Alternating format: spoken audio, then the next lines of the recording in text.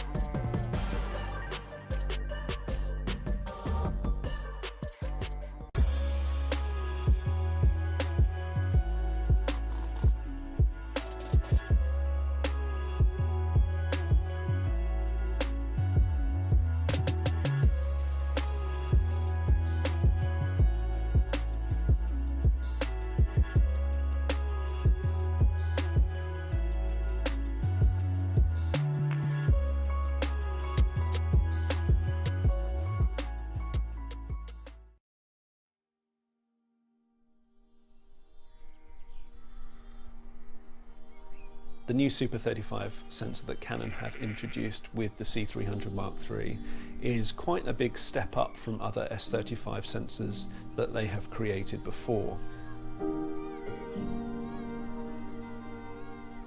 From the body and the flexibility that gives us in terms of the expansion packs and the interchangeable mount, to the sensor with its increased dynamic range for tackling scenes that possibly we couldn't have tackled or captured faithfully before, I can get more out of this camera. My money goes further. It's as simple as that from a business standpoint. From a creative point of view, it's unquestionably unlocking more creative avenues for us as filmmakers.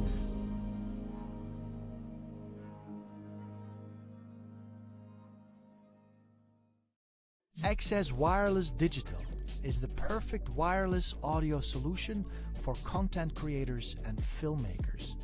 Thanks to a 2.4 GHz transmission, XS Wireless Digital is a truly plug-and-play system that allows you to upgrade your in-camera audio with one-button operation. With a variety of configurations to choose from, this entry point into the world of wireless will improve your workflow and will expand the possibilities of how you capture audio for your video. For more information, visit sennheiser.com/XSWD.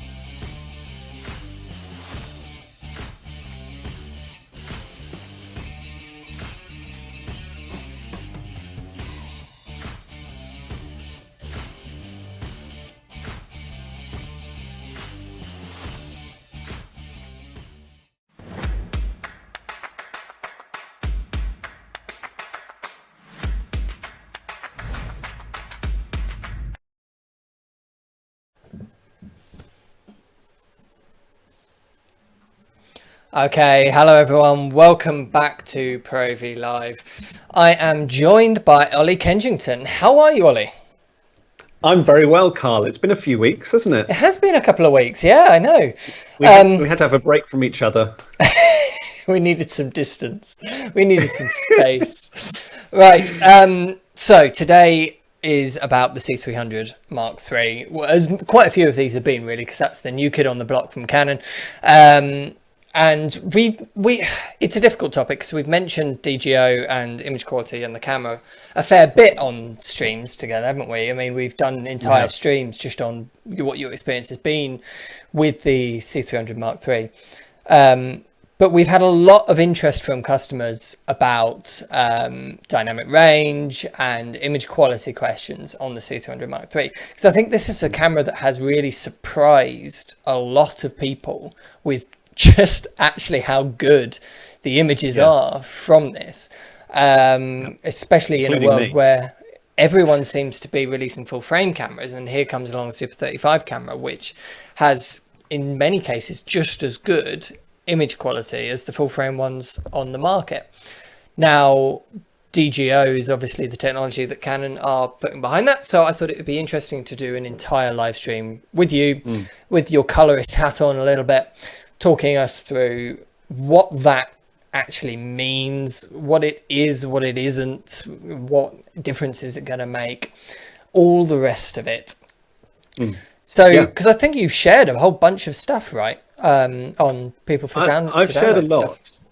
I'm often accused of oversharing. Oh no, I was talking about the C300 Mark III, not the other things. I had this thing there.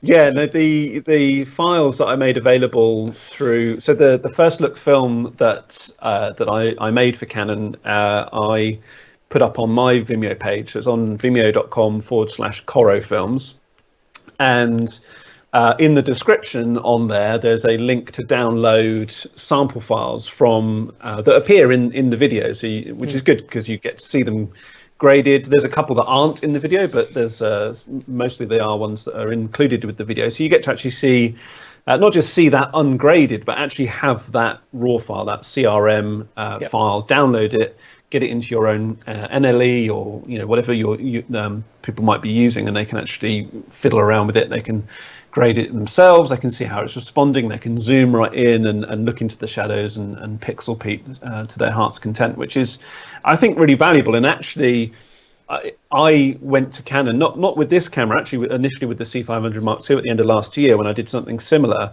And it was me that said to them, look, when I'm looking at camera releases, I'm the one that's desperate to download the camera originals. It's all very well seeing a pretty commercial or spec piece that's put together with the camera, but you kind of get a bit fatigued with that. I find personally that I'm expecting them to be good, so when they're good, it's like, oh, okay, fine, it's good.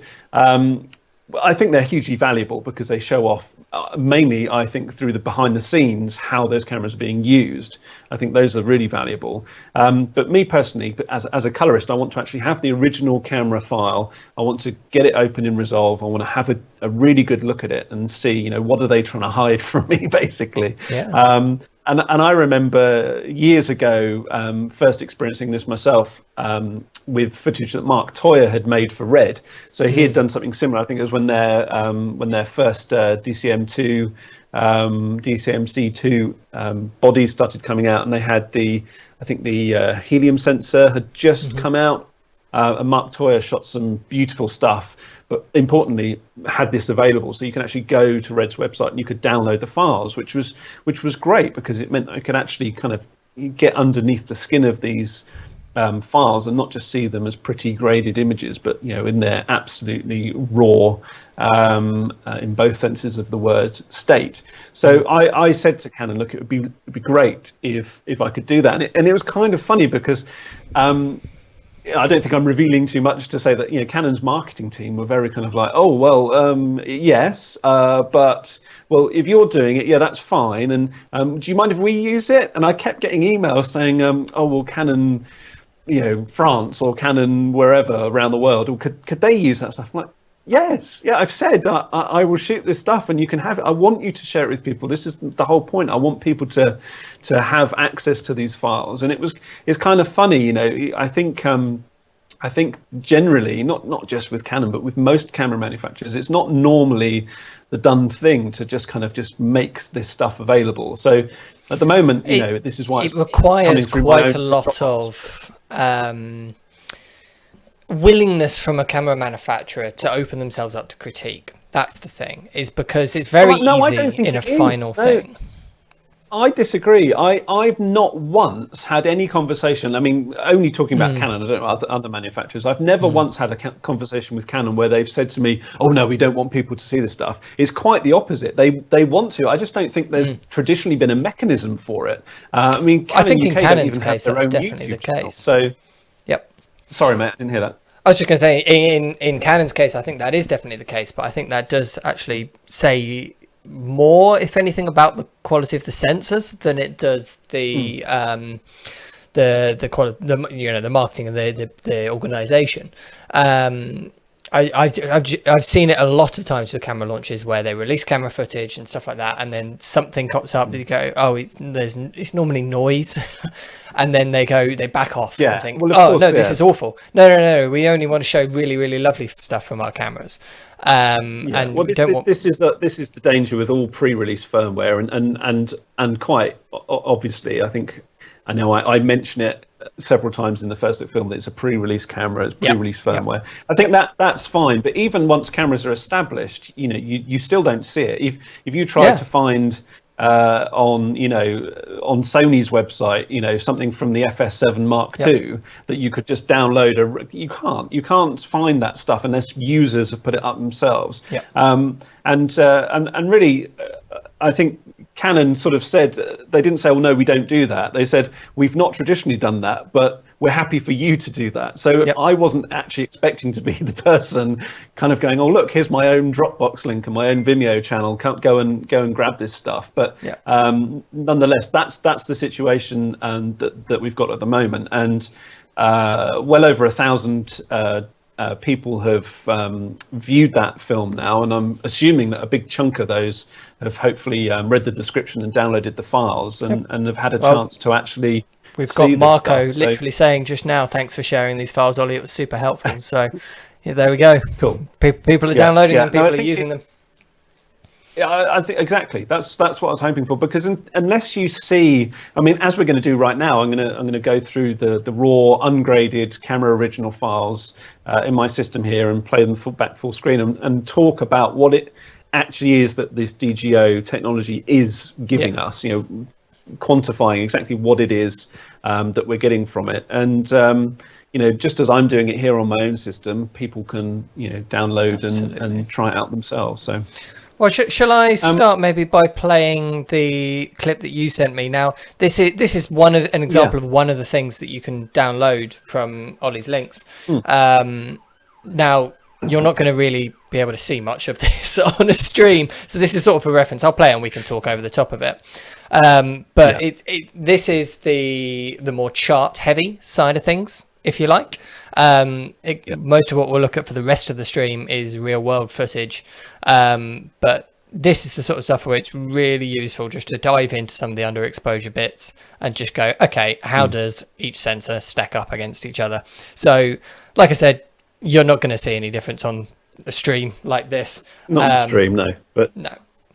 But yeah, hopefully it's download it. It's quite obvious actually when you download the file and look at it. It is, I think, very stark, the differences. So this that particular test was done in our grading suite here. So it's entirely blacked out space, and just had one light source using our light panels, Gemini 1x1s, which are very high quality.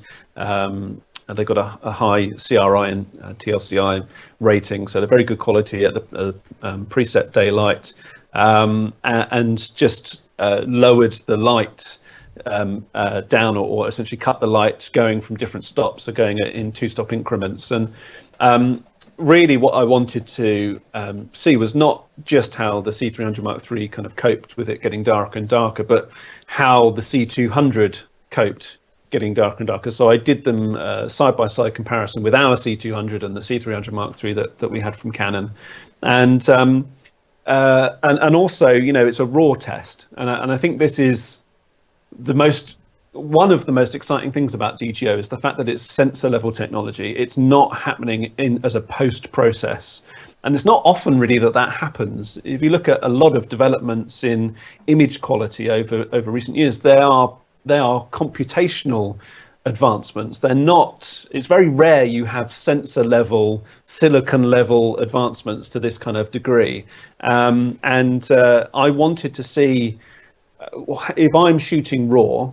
I was very used to with the C200 accepting that I'm going to end up with a noisy image, not because the camera's noisy or the sensor's noisy, just simply because with a raw recording, there's no internal noise reduction applied at all. And I think people forget too easily that when you're not shooting RAW, whatever the codec is, whatever the camera is, there's a lot of internal post-processing of the image once it's debayered internally before it's compressed. That's all to try and make the most of your image, to make it look as good as possible. You know, whether that's downsampling from a 4K sensor to an HD image internally, or whether it's noise reduction, there are these processes that are going on to give you the best image possible. When you're shooting RAW, that's all taken away. That's all moved into post-production, and that's then on you to make those image adjustments and make that look the best it can. And that includes not just color grading, but noise reduction, possibly sharpening. There's any number of different things that you then have to do that the camera's not doing internally. So and when you were when you were shooting with the C200 in RAW and stuff, like normally on your actual projects, how much of this were you actually doing? Were you adding noise reduction? Were you adding sharpening, all the rest of it? Yeah, so not so much sharpening actually, but definitely noise reduction. I would say that with our C200, when we shoot RAW, I end up probably applying noise reduction 85% of the time. It's the majority of the time, as I say, not because it's a noisy camera, far from it, just because it's that internal noise reduction has not been taking place. And you know, we use Neat Video. That's absolutely stunning results. If you have a choice and you have the computational kind of power, you've got a computer fast enough to kind of crunch those numbers and render out in a reasonable time frame, then why wouldn't you? You know, it makes the image look better. But what's interesting about this test and this comparison between the two is dual gain output, because it is separately taking the two streams. Essentially, it's taking the high luminance and high saturation component within the image, and it's taking and then it's then separately amplifying the low level, the low luminance, and where the noise floor is parts of the signal, and it's separately amplifying those. So it's treating them both is optimized for one thing. So it's treating them in a clever way that gives you the best of those kind of two ends of the luminance spectrum there before recombining them and sending them out. And because that's happening at the sensor level, you're going to benefit from that, whether you're shooting RAW or XFABC or anything else. So that's what I wanted to see. I wanted to know just how excited is this? How cool is this going to be for future productions in terms of worrying about applying noise reduction to the raw stuff? And I would say, based on those results that people can download and see for themselves, that I reckon a percentage of time that we'll end up applying noise reduction to cinema raw light files from a C300 Mark III is going to be much, much lower. You know, whereas it's 85% with the C200, I reckon that would easily drop to about 20% of the time, just because it's so clean, 2-4 stops underexposed. So, you know, it's a huge time saving. Yeah, absolutely. So let's go on to look at some footage in a minute. I want to encourage people there's some great chat going on in the comments, and I've posted a link to download these files if anyone wants to be looking at these files as we go through them yourselves on your own computers, or just for reference afterwards. I've just taken that link, by the way, Ollie, from your Vimeo first look on the camera. That's the right link, right? That is the right link, yeah. Just to check. Thank cool. You, mate, yeah.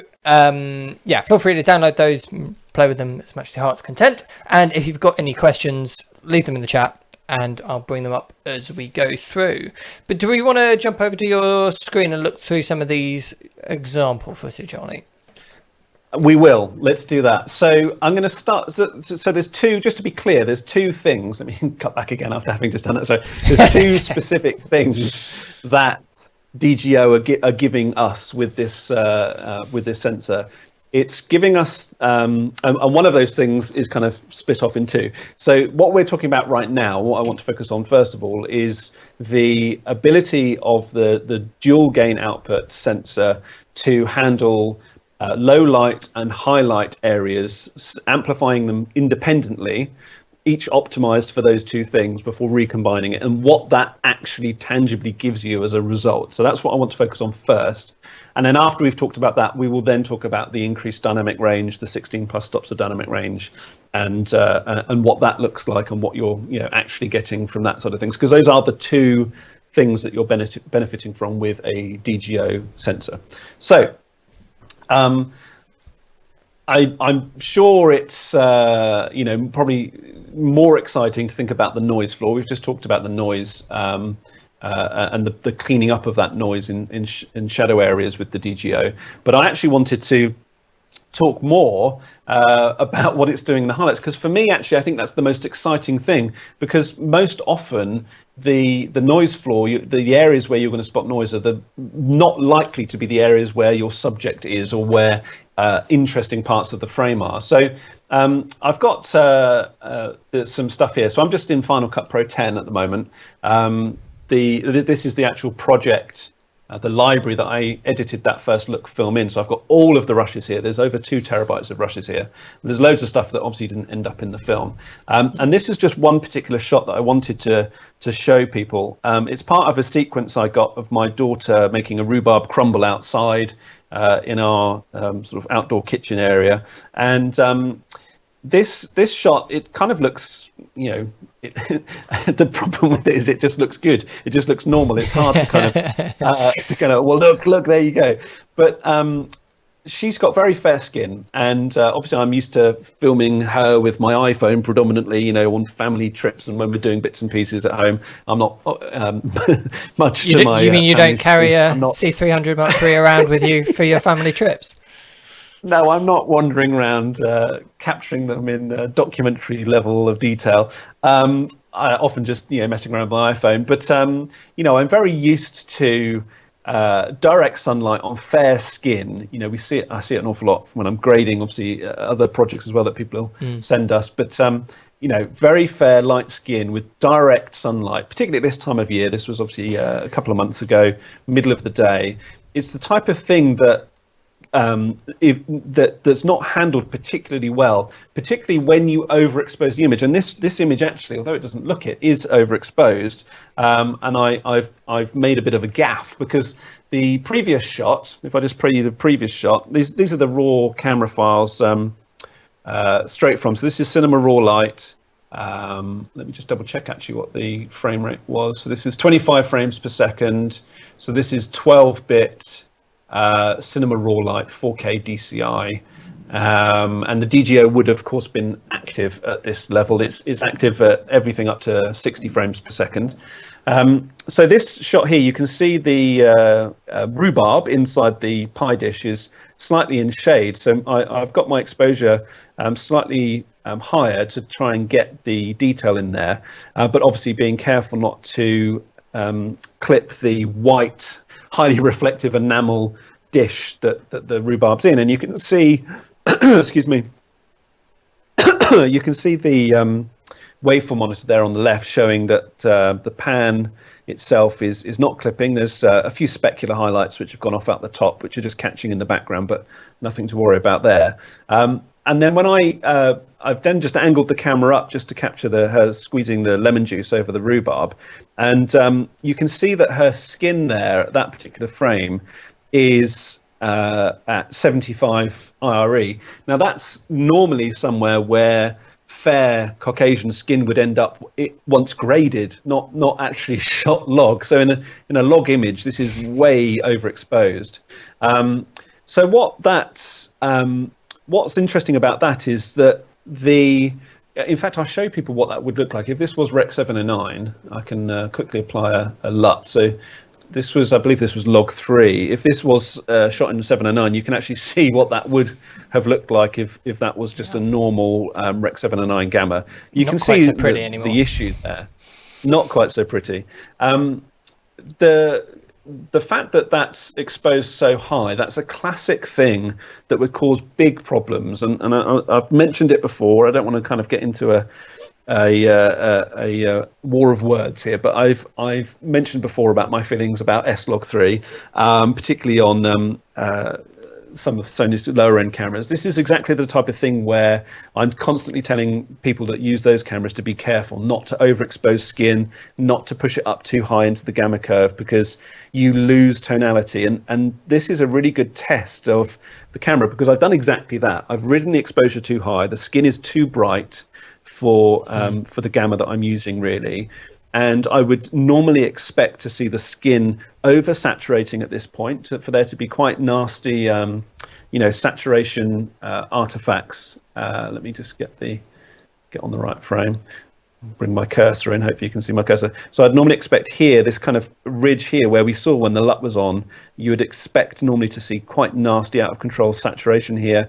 And also just the transition from the lower kind of mid-tones of the skin to these bright highlights here, where, like on the knuckles and where the sun is just catching on that sort of extreme edge. You would expect there to be a much harsher transition there, and that would normally cause problems for color grading. What I've got here, this is now down in the timeline. That same clip just down in the timeline with a very basic, very quick grade. I'll disable and enable it for you so you can see. All I've got here is simply pinning my black point. In fact, I'll get my scopes up as well. So I'm just simply pinning the black point. The thing about this is it's so high that actually, as I say, the skin is where really I want it to be in a graded image. So I've not changed the white point at all. I've literally just brought the black point down and then applied a very basic S-curve and pushed the saturation up just a tiny bit. I mean, it's literally just 2 adjustments inside Final Cut 10. And we're just going from that to that. But you can see that the skin tone itself is fine. There's none of that high saturation areas that I talked about that you traditionally get, here and here. It used to plague. I used to use an A7R II as a B cam, and if we were doing sort of quick, fast turnaround B-roll and stuff, I'd just grab that camera. And this is the type of stuff that used to be a nightmare. It was really, really tricky if you weren't bang on with your exposure.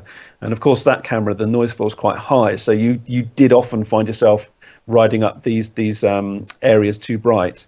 But this is the kind of the difference between how it's handling. I know they're 2 very different cameras, but there are plenty of other more expensive cameras that would exhibit similar problems, and our C200 would exhibit similar problems if we were shooting in MP4 on that camera. This would be the type of shot that would have been quite difficult to grade. It certainly wouldn't have just been. In fact, I graded this with you, Carl, watching me just before we went live. It was what, 5 seconds, 10 seconds of work.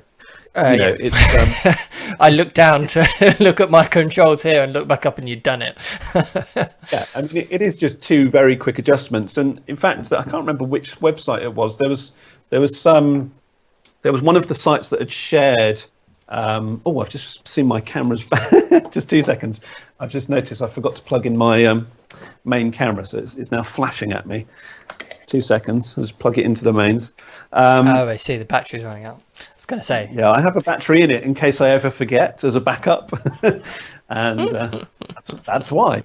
Let me flick back to there. Yeah, I can't remember which website it was, but one of the places that Vimeo film ended up getting shared was it may have been News Shooter's site. I can't remember. There was in a forum, and a couple of people were talking about it. Mostly positive, in fact, all positive, I think, which was nice. But I popped up and said, "Oh, thanks for sharing." And then as soon as I popped up in the feed and in the forum and mentioned it, I then started getting loads of questions. And there was a couple of people who were saying, "Oh, how did you grade it? What LUTs did you use?" I was like, "I didn't use any LUTs. Just graded it in Final Cut Pro." And there was one guy in particular who just wouldn't believe me. He was like, I think I said something quite flippant, like, "Oh, I just chucked on a S-curve and whacked up the saturation. Which actually is all I've done. I've just shown you that's all I've done. But I maybe was a bit flippant in the way that I said it in the forum. And he's like, "Oh, you've just done that." He just wouldn't believe me that it was a simple grade. I do think, and you see this a lot as you get to use better and better cameras. It becomes much easier to work with them in post. You really can just whack on a couple of simple adjustments, and they respond well. And that's one of the huge benefits of cameras like the C300 Mark III and the sensor technology that it's using is things that would have historically tripped you up, like horrible muddy noise in shadow areas, or in a case like this, horrible transitionary points where you move into brightly saturated or high luminance areas. Those are the things that you struggle with. It's the sort of clip that is all about tripping you up. I mean, that's what I like about that clip, is that it is so real world. You were down at the pan, you panned up to her arms to follow the action, and of course it's overexposed because it's brighter there than it was. It's all just in direct sunlight. So presumably there was no lighting, there was no reflectors, diffusion. Nothing. Yeah, Nothing. literally just attempted, bright sunshine. I was on my own. I attempted actually to get my daughter to hold a reflector for me, and she did it quite well. But of course, she was in this scene, so hard to do that and squeeze a lemon at the same time. There's only so much you can expect of a 10-year-old. So no, there's nothing. There's no light modification. This is full blown. Middle of spring, middle of the day. Bright sunshine, no clouds, smacking straight onto her very fair skin. She's got very light skin. My other daughter, who's younger and therefore far less easy to control, has got actually a darker skin tone. She's more like me, and she's got a more sort of tan skin tone.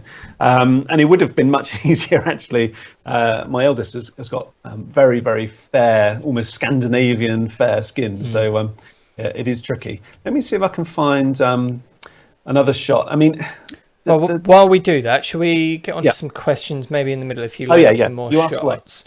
So there isn't really many questions. Most people are just sort of saying, yep, the footage looks great. That's a lot of dynamic range.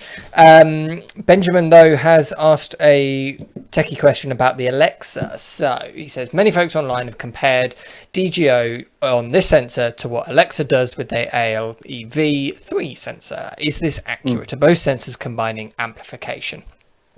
Yes, it's the same. Yeah. It's the same thing. DGO, dual gain output, is the same technology.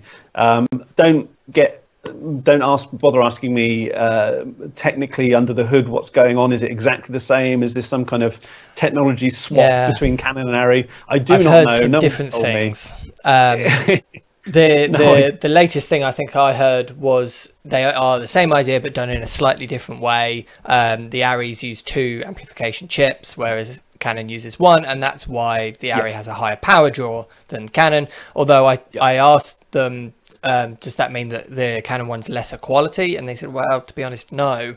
So it's a really interesting comparison. It does kind of make sense. I mean, the technology in that ALEV sensor has been around for a very long time.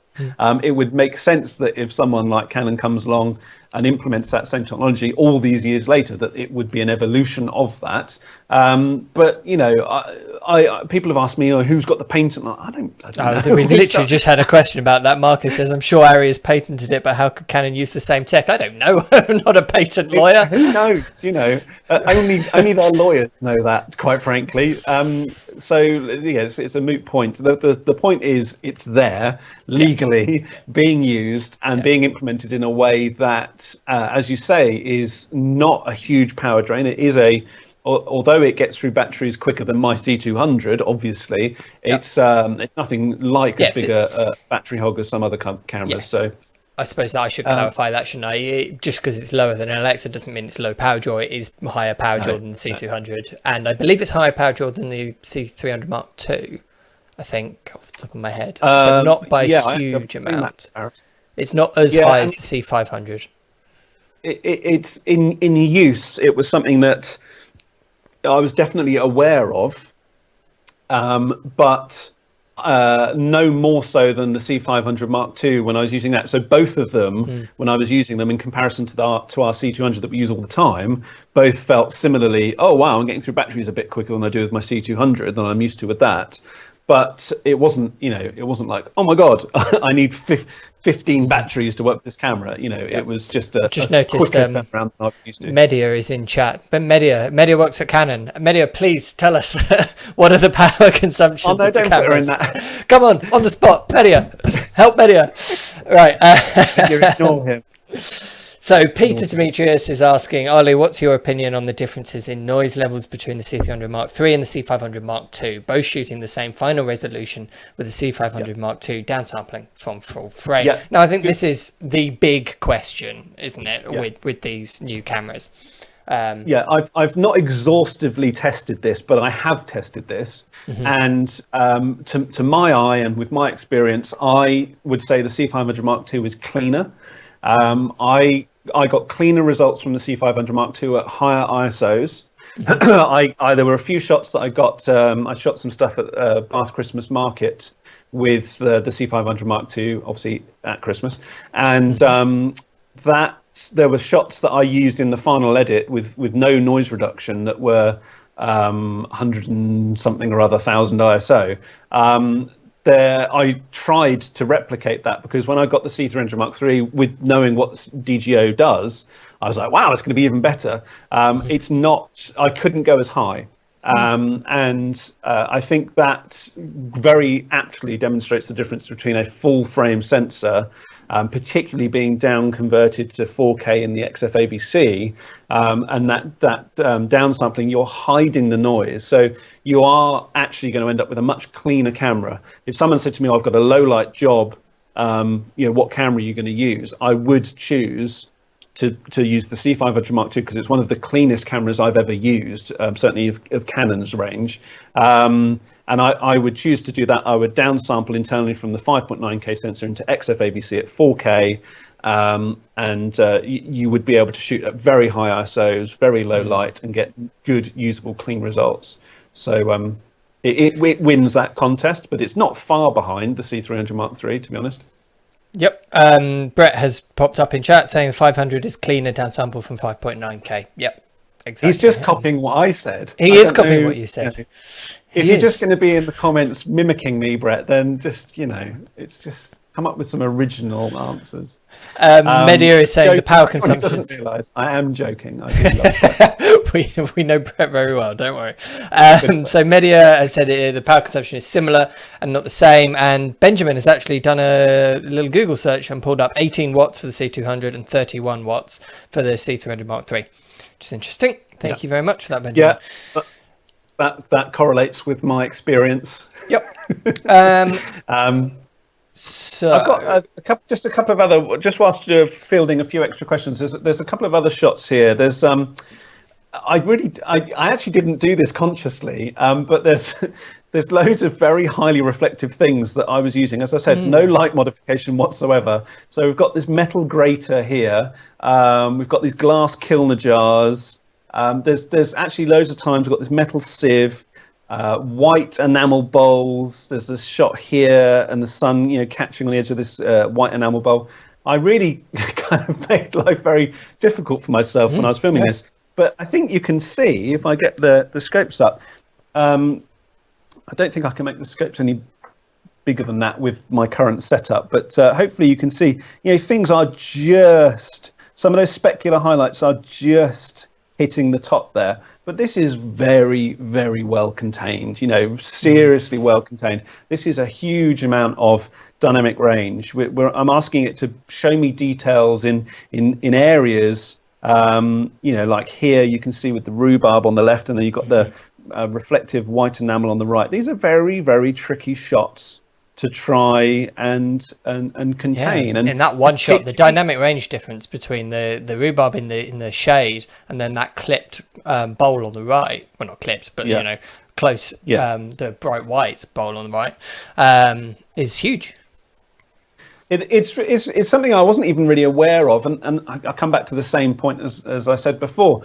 When you're using higher end cameras, it's much easier. I've always thought it's the world's biggest injustice that as you start your path as a filmmaker, the tools that you can afford, even if you've got thousands and thousands of pounds to spend on a camera, you're going to end up with a camera that's going to be the hardest camera you'll ever use. And it's nothing to do, I mean, it's partly to do with skill if you just started out, but even as you get more experience, those smaller, cheaper cameras are infinitely harder to get good results from. Smaller dynamic range makes it much more tricky to manage the scene in terms of lighting. To turn up in a space like this with highly reflective surfaces like metals and white enamels, fair skin, deep shadows, a scene like this with no modification, no reflectors, no way of actually handling that dynamic range and just pointing your camera at it and say, capture that. That's not the type of thing that you can do with cheaper cameras. And it is, as I say, a huge injustice that we have to kind of cut our teeth as we get into this industry on cameras that are so hard to use. And as you get better and more experienced and use better and more expensive cameras, it gets relatively easy. But what's amazing about the C300 Mark III is you're benefiting from the type of, as I say, the type of features and type of situation handling that you would expect with a very expensive cinema camera. But the price point of the C300 Mark III puts it firmly in that kind of second, maybe third kind of tier camera that you might progress to, within the first maybe 5 years of your career. I mean, and the design as well. It's not the type of camera you think in 20 years' time I'll be able to afford that. Yeah. It's the design is just this cradle it in your hands, run and gun, documentary, real world shooting camera. And that's the sort of camera where things like this are so useful for these advancements in dynamic that documentary style, if you think how many documentaries, award-winning documentaries have been filmed on the C300 Mark II, I think it's hugely exciting to see what's going to happen and the use cases and stuff that's going to be captured with this camera, because it's such a big step up from an already very capable camera. So I wanted to show this stuff first anyway, this very bright, tricky and challenging stuff that none of this ended up in the final piece. I only remember a few very quick shots of the rhubarb cooking. There wasn't much. I just love the look of it. It's such a nice image. If you look at this frame as well, so you can see the clipping. It's obvious you've got the flat top there for the specular highlight on the metal sieve just here and here, but the way that it's transitioning into that area and out of it, it's not abhorrent. It's not. I often see bright saturated magentas or yellows or color artifacts that start to creep in on these transition points here, and this is the type of thing that's just handling so well. Let's look at some dynamic range at the other end of the spectrum. So where would those be? While you pull them up, let me do a couple more questions, shall we? Please do. So let's hide Ollie's screen. Okay. I had a question lined up and I've lost it. Oh, here we go. So Cameron says, are Canon lenses the best for autofocus, or does the Sigma EF work just as well in your experience if you've used it? I've used the Sigma EF stills lenses extensively, but on the C200 and the C300 Mark II. I haven't used them on the C500 or the C300 Mark III. So potentially things have changed. My normal experience is that both are very good, but the Canon is slightly better. It's slightly more reliable, but the Sigma is perfectly good enough. Most of my videos for this channel are normally shot on the C300 Mark II with the Sigma 18-35 on them. So if you look back at most of my videos over the last couple of years, they've been shot on that combo for my piece to cameras in autofocus for face tracking. So hopefully that'll give you some reference. Have you shot with the Sigma lenses at all, Ollie? A little bit in the past, but not in recent years. I know Sam at Sigma very well. We're often he's based near me actually, and we often cross paths. And I'm always impressed with the lenses. I think they're great, and the classics that they've recently launched. I really like the extreme look that they give and the flair that they give off. I keep trying to think of a project that I might try and incorporate those into. But actually, yeah, no, I haven't used the Sigma lenses for a long time. Swap back to your camera quickly? Oh, sorry. Yeah, they're just having a look at me. That wasn't me. No one wants to look at me.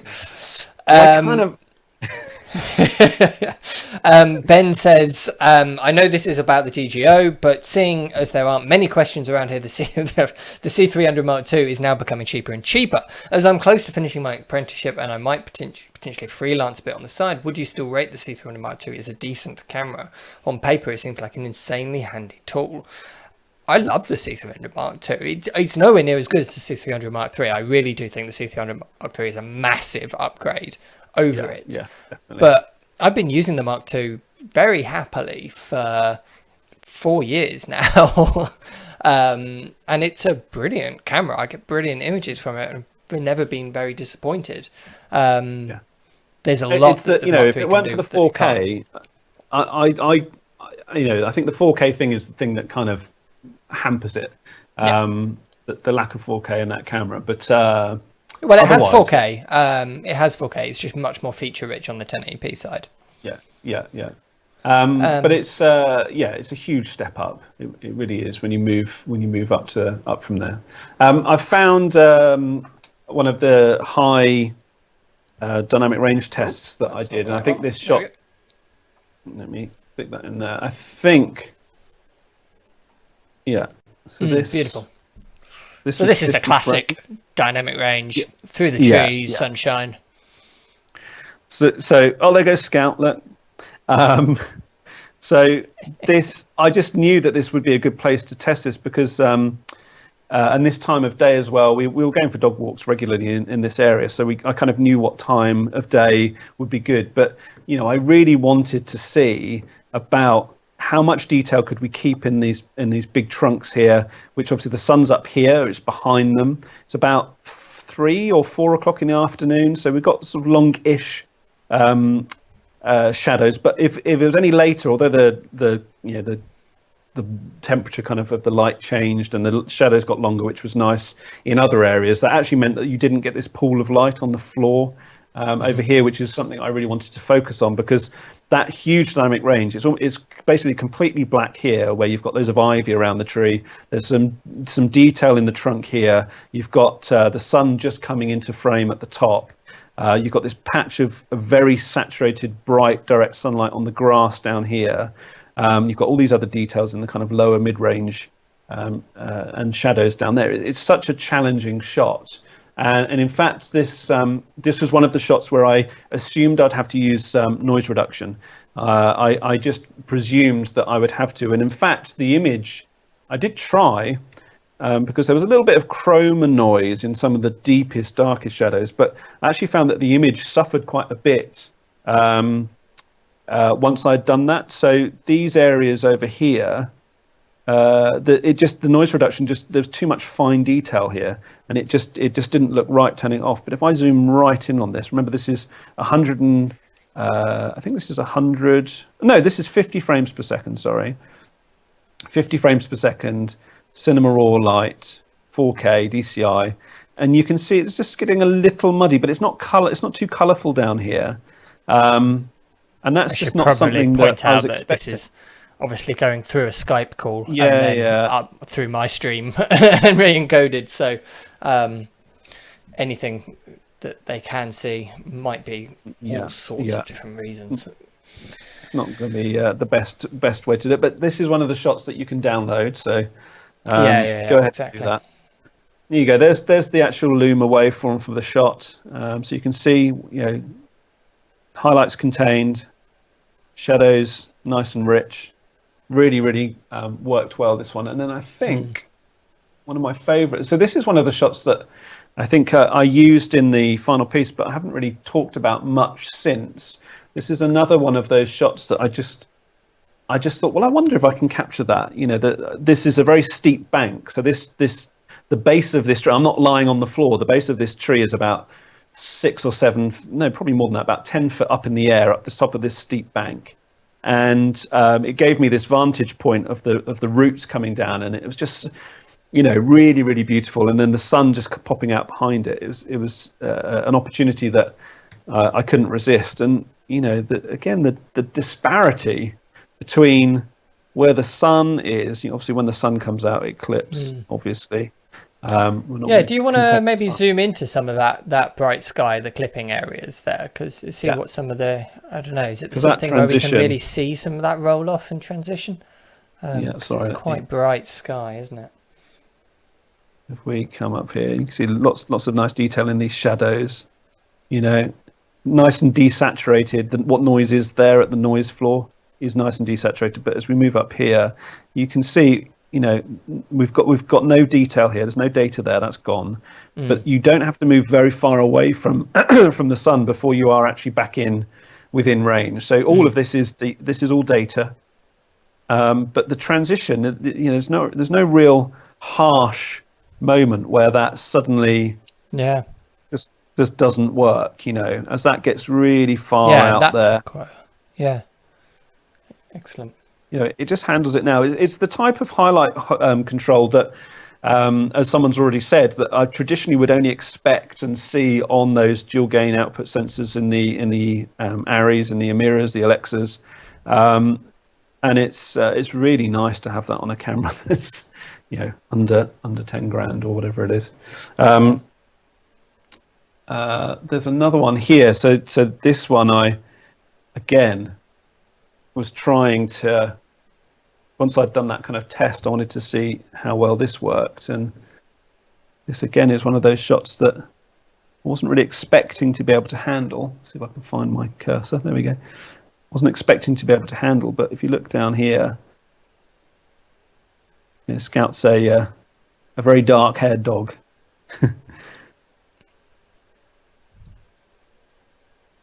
I don't even know, what am I at here? I'm at 200% at the moment. So it just works really nicely. I was just really impressed with how much detail was in this image. And I know everyone says, "Oh, you've got to question dynamic range. You can't just take it as read when someone says it's 16 plus." I don't look at images and think, "Oh yeah, that's 16 plus. That's that will be fine." I look at an image and I think, is it high dynamic range or is it not? Can my camera, once I get used to working with a certain camera, can I point it into the sun with deep shadows and be confident I'm going to get details in the areas where I want them? And really, that's what it's about. I don't think any filmmakers looking at these numbers and putting too much stock into them. What they do is they test it, and when you do, whatever the true number is, it's higher than most cameras I've ever worked with before, and gives me a level of detail that I'm just not used to. In shots that would be quite really challenging. I'll tell you what, to build on the point that we made earlier about how quick it is to grade and all that sort of stuff, do you want to pick one of those quick little shots just then and just do exactly what you were talking about earlier? A little quick S-curve on it and some saturation. And let me just take this one that I'm on now, because that is a very short shot. He's a lovely dog. But she's cute. She's a wowzer. She's a quarter West Highland Terrier and 3/4 miniature Schnauzer, so they call them wowzers. Oh, wowzer. Anyway, so let's get up my scopes. Just bear in mind that I'll just show people what I'm trying to do here. I'm actually having to use my little Shinobi. Oh, sorry, I forgot. So that I can see. So my scopes are on this, so just bear with me. This isn't your usual grading setup, is it? No, my 32-inch HDR monitor that sat next to me switched off is not much use right now. So all I'm doing here. So I'm inside Final Cut 10, as I said. So I just using the color board. This is very difficult to see. If I just pin my blacks there, I think that's close enough. We've got obviously these clipped points that are going to be right up the top. Let's just arbitrarily whack a bit of saturation in this. It's quite tricky. Her pink top, those pink stripes are really saturated actually. Let's just stick that in there, and then so that's just one color board adjustment. nothing remarkable going on there. And then if I just add a quick curve, and this is just try and get a little bit of separation out between. What I tend to do actually is do it far too much. So if I just get some separation between those bright areas and those dark areas, just way too much. And then just use the mix control just to back that right off, and then just creep it up until I feel like it's kind of at an acceptable level. A little bit more saturation, and maybe a bit there as well. I don't know, that's not too painful. That's just the same two adjustments basically. You know, it needs a lot. Well, this is the type of thing actually where you'd want some kind of window to pull out more detail. Pull out the dog. I mean, to be honest, even in real life, it's difficult to see her eyes, black eyes, under black fur. So you'd want to do some work there. Fun fact for you: there's a couple of shots similar to this in the final edit, and I was doing all the sound design at the sort of last step before I delivered that render, and there was quite a lot of ambience that I'd captured separately, the lambs and stuff, and the kids doing the Easter egg hunt. I'd captured all that, but one of the last things I did when I was in my studio was I suddenly thought I really need some sounds of the dog, you know, breathing and chasing balls. But the deadline was like an hour away, and you know I didn't want to have to drive home, so. Just you can see where this is going. Just with my my microphone here, with my trusty Yeti X, I just sat there in the studio and just went some weird ASMR Foley work. So next time you're watching that, listen. I'm not going to be able to watch that video again. Okay. It's really convincing. I could have done my life potential. You've got a whole new career ahead of you, Ollie. Yeah. So a couple more questions. Yes. Some good ones have come up, which I want to get to. Marco is saying, do we believe, are you going to see a lot of DGO sensors from Canon in the future, or will this be a feature reserved only to the C300 Mark III? Now, I mean, finger in the air to see, right? Who knows? I'd be surprised. Exactly. No one can answer that question other than the president of Canon, possibly. Yeah. But you know, it's to my mind, when you've got a technology that's proven, you know, already even this early on, proven to be a real game changer. I think it would be crazy that it wouldn't appear in other sensors. Who knows what's necessary to get it to work? And you know, bearing in mind that you know, the C500 Mark II has obviously only just come out. It's going to be a while before it's kind of type of technology that we just see as commonplace in their whole lineup. But you know, I think it's a great technology. It would be wonderful to see it implemented in other cameras, and you know, and if who knows what the technical challenges are. But if one day that's the type of thing that could end up in a mirrorless, which is probably looking at least 10 years in the future, possibly. But that would be incredible to kind of have that kind of dynamic range capability in a really small, lightweight camera. But you know, it's a fantastic technology. I hope they do more with it, definitely. Absolutely. A fantastic question from Peter. He says, Ollie, have you shot any examples outside the DGO window of operation to see how much it is bringing to the party? Now, I think this is a really interesting one. So for anyone who doesn't know, watching at home, DGO is active from 1 frame a second to 60 frames a second, and then anything over that, it turns itself off in order to get those higher frame rates. Now, when I had the camera, and I didn't have the camera for very long, I did one shot looking at the two, and I couldn't see much difference, maybe a slight difference in the noise floor, but I couldn't see much in the highlights. Did you do any testing, Ollie? Yeah, well, not proper testing. There's this one shot here that I think a number of people have seen a couple of times. I've kind of walked through this shot a number of times. That shot, let me just double check. Hang on 2 seconds. So that shot's 25 frames per second. So that's got DGO active. And I'm sure, maybe I didn't. I'm sure I did another. one that was at 100 just to see the difference. Or maybe I haven't got it here. That's frustrating.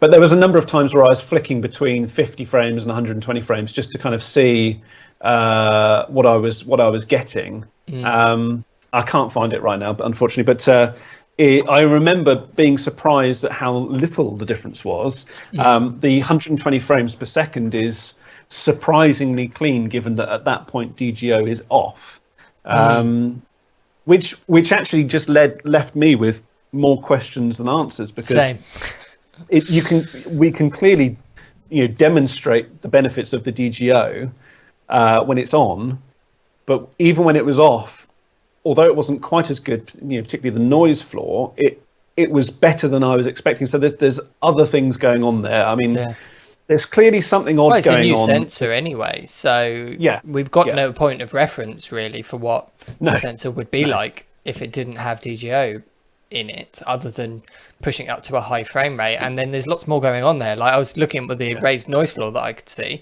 and going, well, is that because it's at 100 frames a second? What's the compression doing and all the rest of it? Because even in the raw, it's compressed raw. So who knows? But what I think is very clear is that once you get, it's not like there's a window drop off after thing where there's just this cliff. So you go up to 60 frames a second and everything looks great, then you get over the 60 frames a second and it drops off and everything looks over, like low dynamic range and everything. It's not that at all. You can push up to those high frame rates very happily, and I'm sure people will do much more in-depth tests once the final units start shipping as to cutting between the differences. I Peter, think there were some charts that I did. I'm just trying to find where I had them somewhere. There were some charts I did, which I think are part of the files that are available to download. And I can't find them right now. I actually, because I can't see my screen other than on the Shinobi, I can't flick into my file system to have a look. I'm fairly certain there's definitely 120 frames per second raw files available as part of those files to download.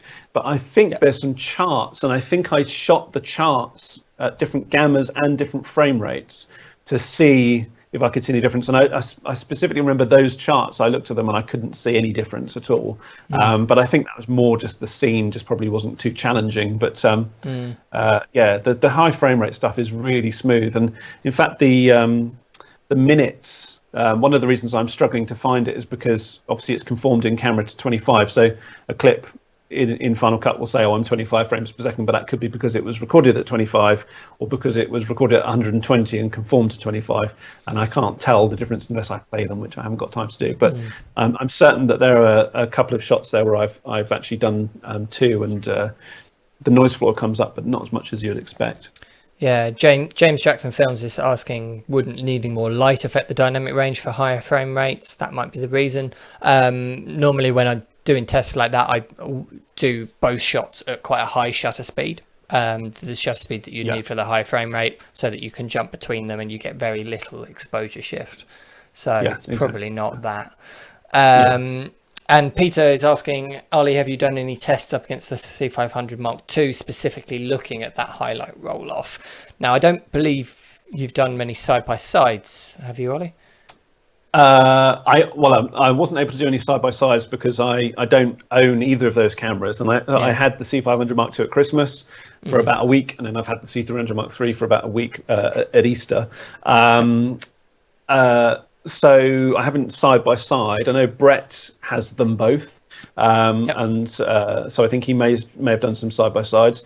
The stuff that I shot at Christmas, there was some low light stuff that I did at Bath Christmas Market, but in the day, in fact, at dawn, I filmed the sunrise coming up at a lake near where I live. And some stuff of like the sun coming through, and there's loads of ducks and bits and pieces, and just casting my mind back. Actually, if you on my Vimeo page, there's also files that you can download from that shoot as well that are from the C500 Mark II.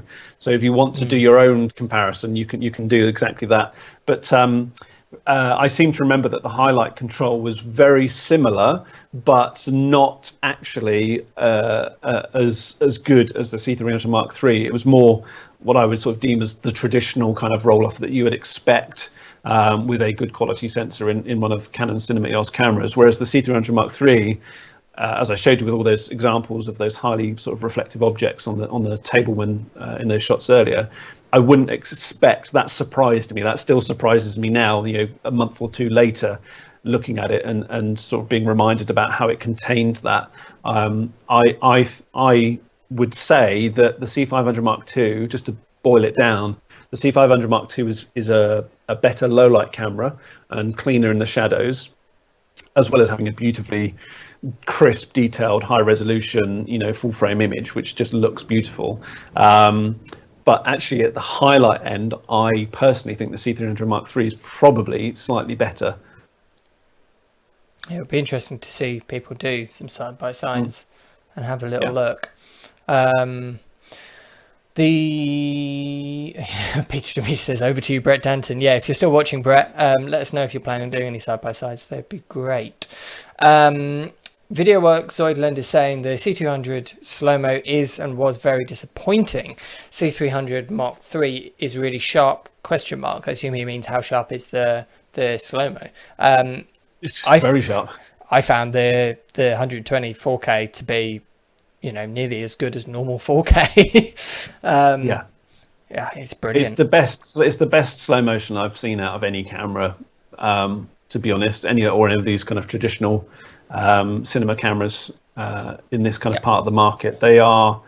It is remarkable how good it is. You don't look at it and think, oh, okay, well, I might use that in future if I'm willing to compromise X, Y, Z. You look at it and you just go, well, that's brilliant. I'm just going to use that then whenever I feel I need it. There's not those in the past when I've used other cameras. I think I may have mentioned this last time. I did a thing when the FS5, this was years ago before I was working with Canon, but the FS5 had a firmware update that enabled 120 frames per second raw output to a Shogun. And I remember doing some tests with that, and the novelty of the high frame rates was great. I did a really nice film that I still love, they're called Allium, which again is still on my Vimeo page. People want to see that one. But the image itself, from a colouring point of view, really seeing it, I had to be very careful when I was grading it. There was a lot of high saturated chroma noise. There were weaknesses in the signal that left me thinking, oh, that's really novel. I'll definitely use that if I need to. I wasn't sat there thinking, well, that's just like every other, that just looks like all the footage at any frame rate. That's just, part and parcel of the way I use it now. I wasn't mentally detaching it as a novel thing I might try if I can put up with the consequences of it. Whereas with the C300 Mark III, it's just, I have a camera that can shoot really lovely images from this frame rate to this frame rate, and I'll use whichever one's appropriate. It's quite a different mindset.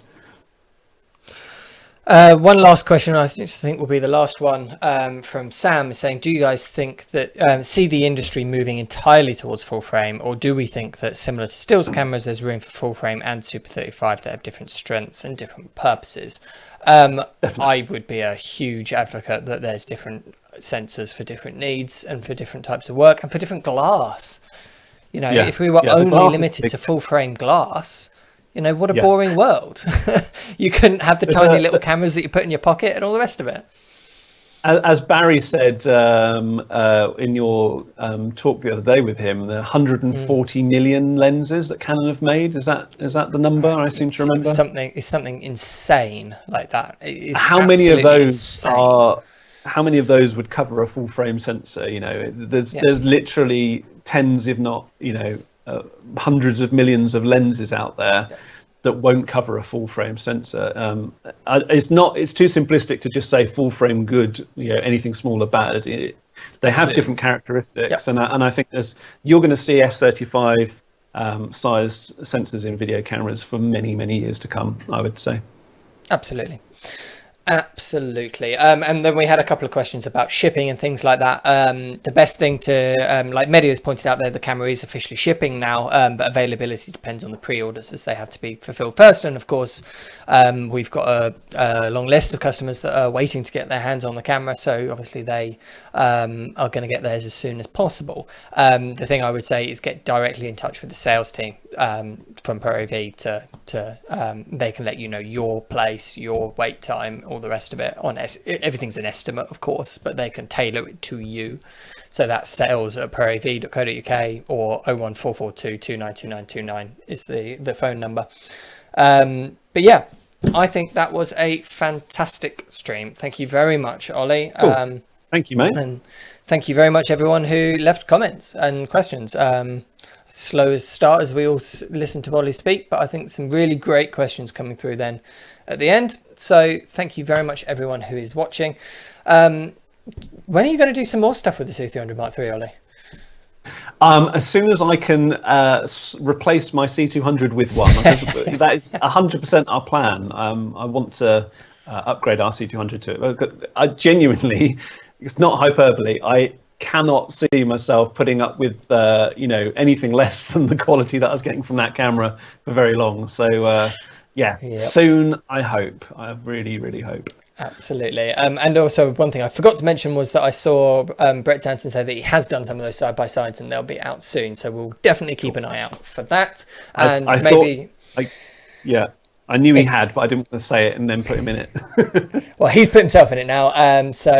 When they're released, let's organise something, Brett, and we can do a stream going through them. But yeah, thank you so much for your time, Ollie. As always, thank you, mate. Pleasure. Look after yourself. Thank you, everyone, for watching. And thanks, everyone. I'll see you very soon. Bye-bye.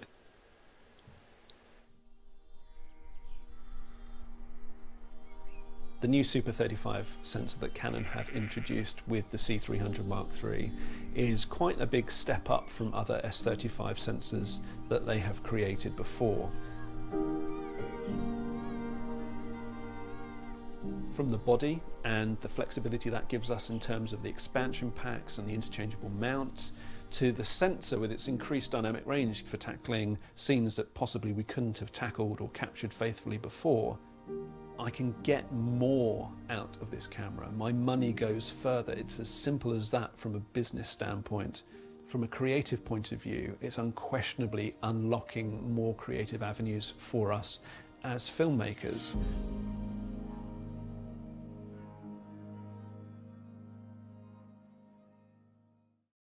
XS Wireless Digital is the perfect wireless audio solution for content creators and filmmakers. Thanks to a 2.4 GHz transmission, XS Wireless Digital is a truly plug-and-play system that allows you to upgrade your in-camera audio with one-button operation. With a variety of configurations to choose from, this entry point into the world of wireless will improve your workflow and will expand the possibilities of how you capture audio for your video. For more information, visit sennheiser.com/XSWD.